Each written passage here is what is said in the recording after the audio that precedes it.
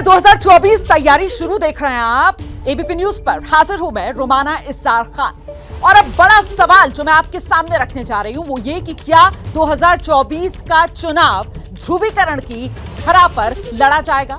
ये सवाल इसलिए क्योंकि पैगंबर मोहम्मद साहब पर नुपुर शर्मा की टिप्पणी के बाद से जो विवाद शुरू हुआ वो थम नहीं रहा है बल्कि लगातार बढ़ता चला जा रहा है।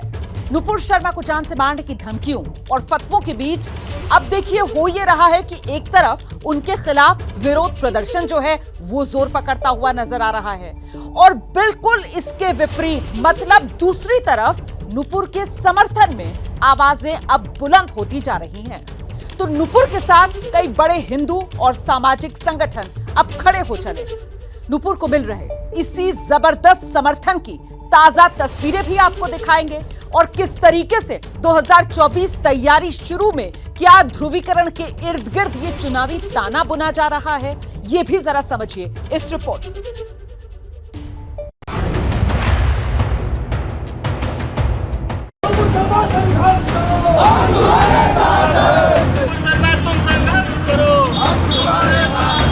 एक शेरनी ने हम बहुसंख्यक हिंदुओं को जगाने का काम किया। नौजवान और साथी हमारे जो भी हैं सभी उनके समर्थन में हैं। जोर का जयकारा लगाएंगे, पाकिस्तान के लाहौर के हरियर कोठी में जाएंगे। देश में नुपुर शर्मा के खिलाफ विरोध प्रदर्शन के बीच अब ऐसी तस्वीरों का दायरा भी लगातार बड़ा होता जा रहा है जिसमें गूंज रही है नुपुर शर्मा के समर्थन में आवाज। और इससे जुड़ी सबसे ताजा तस्वीर बिहार के वैशाली जिले की है। वैशाली के हाजीपुर में हिंदू संगठन के सैकड़ों कार्यकर्ताओं ने नुपुर शर्मा के समर्थन में उस मंदिर में महाआरती की जो हाजीपुर के चौक पर स्थित है और जिसके पास मस्जिद भी है।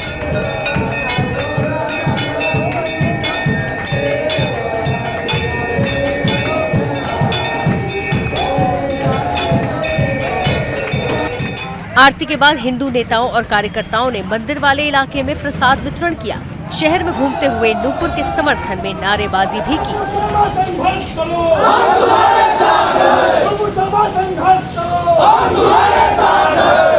नुपुर शर्मा के समर्थन में हम हिंदू राष्ट्रवादी यहाँ उपस्थित हुए हैं। भगवान से कामना की है कि हमारी बहन को और ऊर्जा दे और इसी तरीके से विधर्मियों का पर्दाफाश करते रहे। नुपुर शर्मा के लिए समर्थन की ऐसी ही आवाज भोजपुर जिले में भी बुलंद हो रही है। आरा की ये तस्वीरें हर तरफ सुर्खियां बन रही है जिसमें मोबाइल फोन की टॉर्च चमकाते हुए भगवा झंडे लहराते हुए हिंदू संगठनों से जुड़े हजारों लोग देर रात तक प्रदर्शन करते रहे।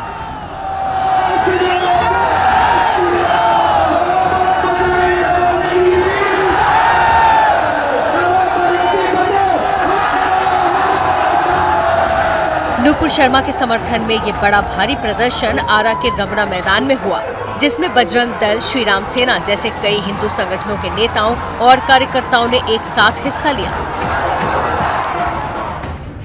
प्रदर्शन की रूपरेखा दिन से ही बननी शुरू हो गई थी।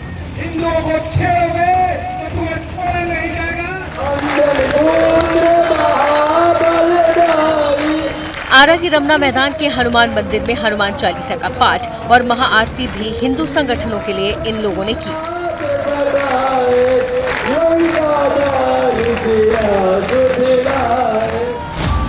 और इसके बाद मैदान में रात 9 बजे के बाद एक साथ मोबाइल टॉर्च जलाकर और भगवा झंडे लहराकर नुपुर शर्मा के लिए आवाज उठाते हुए ये प्रदर्शन चलता रहा।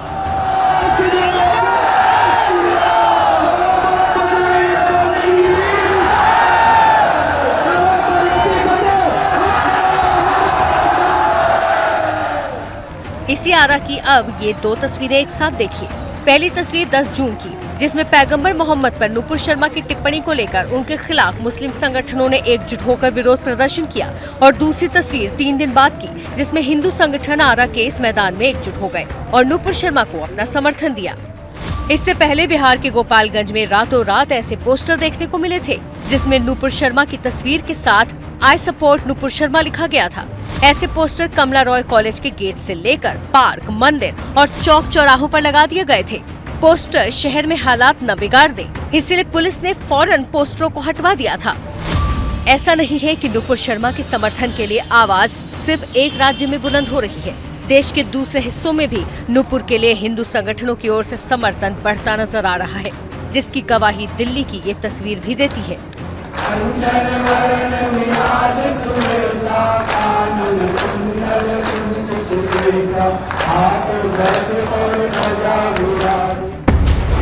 पैगंबर विवाद में नुपुर शर्मा के खिलाफ गैर कानूनी फतवे जारी किए गए हैं। दिल्ली के कई मंदिरों में विश्व हिंदू परिषद ने मंगलवार को सामूहिक रूप से हनुमान चालीसा का पाठ करने का ऐलान किया, जिसके तहत करोल बाग के झंडेवालान मंदिर में भी पाठ हुआ।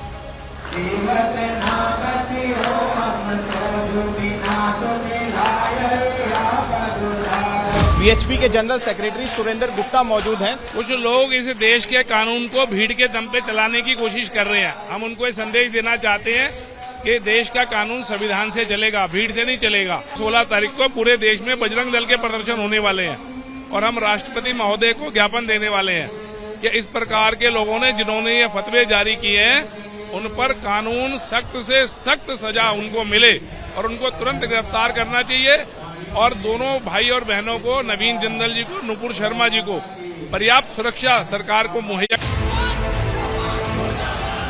यानी एक तरफ नुपुर शर्मा पर संग्राम थमने का नाम नहीं ले रहा है, तो उनके समर्थन में आवाज भी लगातार बुलंद होती जा रही है, जिसमें कई हिंदू और दूसरे संगठन शामिल हो रहे हैं। और समर्थन की ऐसी तस्वीरें दिल्ली एनसीआर से लेकर यूपी, बिहार और दूसरे राज्यों से सामने आती जा रही हैं। नुपुर शर्मा वही मौलाना का बयान जब बोल रही है तो इन लोगों को बहुत तकलीफ हो रही है।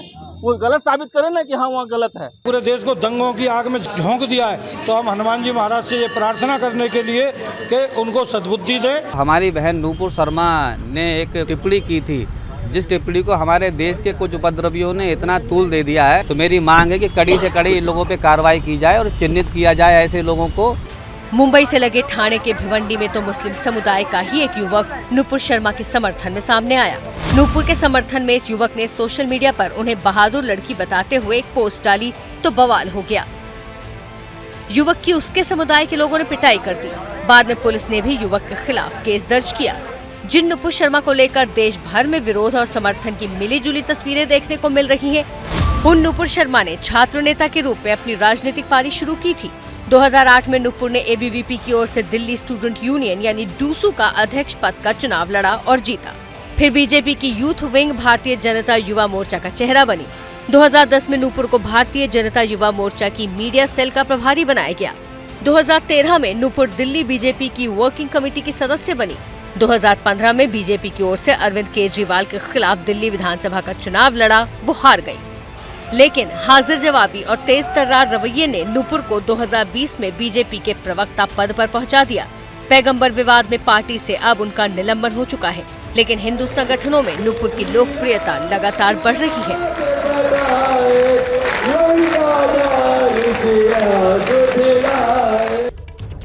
और आइए बात कर लेते हैं जरा राष्ट्रपति चुनाव की, जिसे लेकर सरगर्मियां राजधानी दिल्ली में तेज हो रही, क्योंकि दिल्ली में ममता बनर्जी ने मोर्चाबंदी शुरू कर दी। आज ममता बनर्जी की तरफ से दिल्ली के कॉन्स्टिट्यूशन क्लब में विपक्षी दलों की बैठक बुलाई गई थी, जिसमें Congress, NCP, left, RJD, Samajwadi party जैसे तमाम विपक्षी दल शामिल हुए। हालांकि गौर करने वाली बात यह है कि बीजेडी, टीआरएस, आम आदमी पार्टी और वाईएसआर कांग्रेस इस बैठक में शामिल नहीं हुए। उन्होंने इस बैठक से दूरी बनाई। अब सूत्रों के मुताबिक राष्ट्रपति उम्मीदवार के लिए एक कमेटी बन सकती है, जिसकी अध्यक्षता शरद पवार को मिल सकती है। राष्ट्रपति उम्मीदवार के तौर पर शरद पवार के नाम की भी चर्चा सुनाई दे रही है।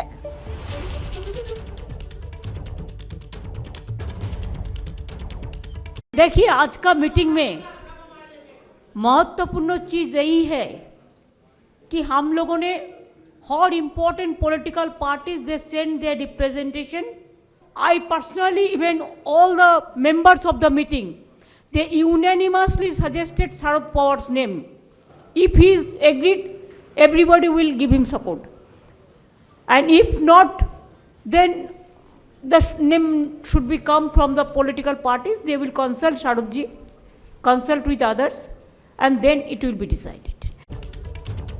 तो विपक्ष जो मोर्चाबंदी कर रहा है उस पे कई नाम जिनको लेकर चर्चा गर्म हो रही है और इस बीच सूत्रों के हवाले से बड़ी खबर आ रही है। इसी राष्ट्रपति चुनाव को लेकर ये बड़ी खबर मिल रही है। सूत्र ये दावा कर रहे हैं रक्षा मंत्री राजनाथ सिंह ने राष्ट्रपति उम्मीदवार को लेकर ममता बनर्जी और कांग्रेस के वरिष्ठ नेता मल्लिकार्जुन खड़गे से फोन पर बात की है। दोनों नेताओं ने राजनाथ सिंह से उम्मीदवार का नाम बताने को कहा।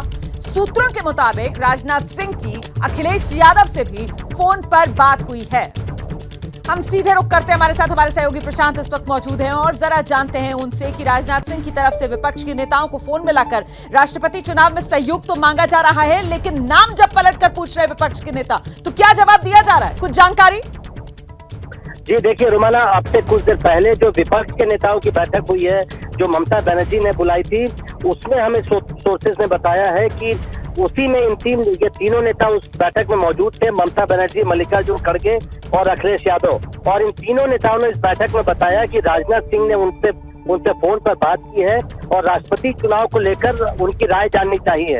तीनों नेताओं ने कहा है कि राजनाथ सिंह से उन्होंने पहले कहा है कि एनडीए का उम्मीदवार कौन होगा, सरकार की तरफ से कौन उम्मीदवार होगा, पहले ये बताया जाए, फिर हम अपोजिशन की तरफ से उनकी राय रखी जाएगी। तो जो आप सवाल पूछ रहे हैं कि विपक्ष के नेताओं से ने क्या कहा राजनाथ सिंह से, तो उन्होंने कहा है, सूत्रों ने जो हमें बताया है कि पहले एनडीए अपने उम्मीदवार के नाम का ऐलान करे या कम से कम नाम सुझाए उनके पास, तब अपना स्टैंड क्लियर करेंगे विपक्षी पार्टियां। तो ये एक नया टर्न आया है क्योंकि विपक्ष अपने मेरा सवाल इससे आगे का था।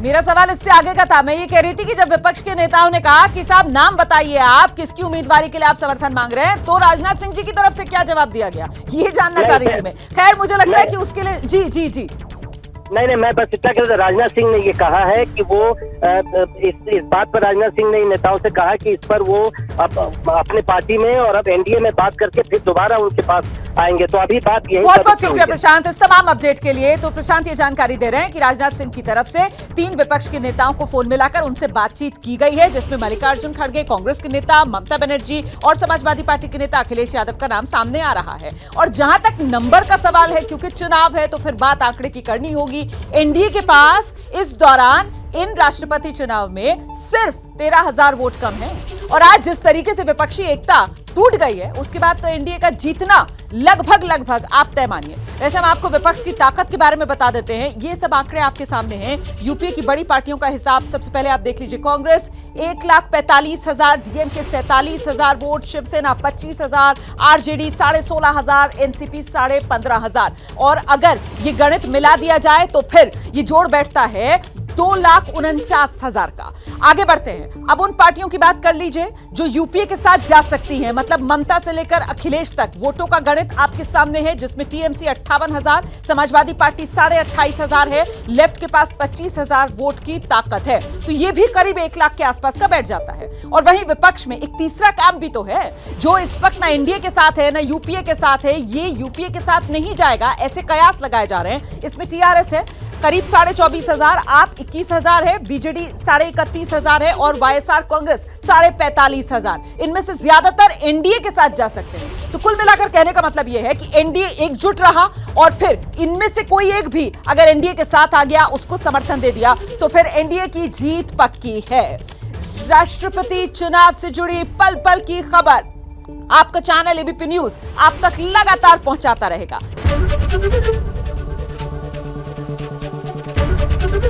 एबीपी न्यूज आपको रखे आगे।